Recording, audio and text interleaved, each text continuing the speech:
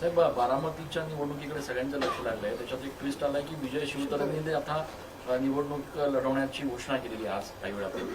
या एकूण घटनेकडे कसं बघता, किती फरक पडेल? आहे की ते विरोधी पक्षातच होते. एकनाथ शिंदे यांच्या पक्षाचे जे प्रतिनिधी होते. मागच्या निवडणुकीत त्यांनी चांगली मतं घेतली होती.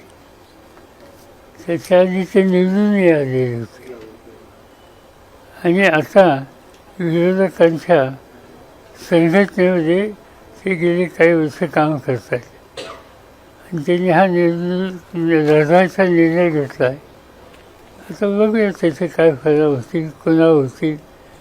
पण त्यांना पडलेली जी मतं आहेत आणि त्यांचा जो मतदार आणि कार्यकर्त्यांचा संच हा महाविकास आघाडीचा नाही, अन्य पक्षाचा नाही.